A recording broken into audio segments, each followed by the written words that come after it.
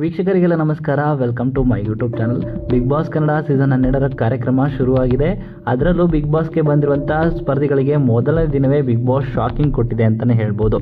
ಹೌದು, ನಾನು ಬಂದಿರೋ ಉದ್ದೇಶ ನಿಮಗೆ ಸ್ವಾಗತ ಕೋರೋದಕ್ಕಲ್ಲ. ಈಗ ಒಬ್ಬರಿಗೆ ವಿದಾಯ ಹೇಳುವಂಥ ಸಮಯ. ನಿಮ್ಮಲ್ಲೇ ಚರ್ಚಿಸಿ ಒಬ್ಬರಿಗೆ ವಿದಾಯವನ್ನು ಕೊಡಬೇಕಾಗಿದೆ ಅಂತ ಬಿಗ್ ಬಾಸ್ ಇಲ್ಲಿ ಎಲ್ರಿಗೂ ಸೂಚಿಸ್ತಾರೆ.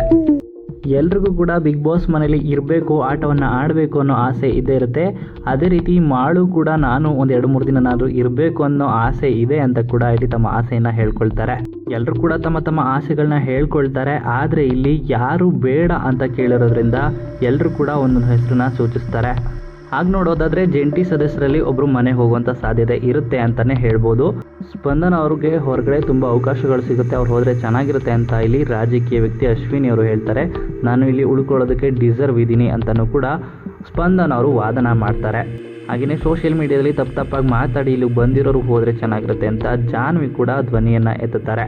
ಈ ರೀತಿಯಾಗಿ ತಮ್ಮಲ್ಲೇ ಕಿತ್ತಾಟಗಳು, ಚರ್ಚೆಗಳು ಶುರುವಾಗಿದೆ ಬಿಗ್ ಬಾಸ್ಗೆ ಬಂದ ಮೊದಲ ದಿನವೇ ಅಂತಲೇ ಹೇಳ್ಬೋದು. ಹಾಗೆಯೇ ಬಿಗ್ ಬಾಸ್ಗೆ ಕೊಟ್ಟಿರುವಂಥ ಟ್ವಿಸ್ಟ್ಗೆ ಸಿಲುಕಿ ಬಿಗ್ ಬಾಸ್ ಮನೆಯಿಂದ ಯಾರು ಆಚೆ ಹೋಗ್ತಾರೆ ಇವತ್ತು ಅಂತ ಕಾದು ನೋಡಬೇಕಾಗಿರುವಂಥದ್ದು. ನಿಮ್ಮ ಪ್ರಕಾರ ಯಾರು ಹೋದರೆ ಚೆನ್ನಾಗಿರುತ್ತೆ, ಯಾರು ಹೋಗಬೇಕು ಅಂತ ನಿಮ್ಮ ಅನಿಸಿಕೆಯನ್ನು ಕಮೆಂಟ್ ಮೂಲಕ ಕಮೆಂಟ್ ಮಾಡಿ ತಿಳಿಸಿ. ಹಾಗೆಯೇ ಬಿಗ್ ಬಾಸ್ ಕನ್ನಡ ಸೀಸನ್ 12ರ ಇನ್ನಷ್ಟು ಹೆಚ್ಚಿನ ವಿಡಿಯೋಗಳಿಗಾಗಿ ನಮ್ಮ ಚಾನಲ್ಗೆ ಸಬ್ಸ್ಕ್ರೈಬ್ ಮಾಡಿ.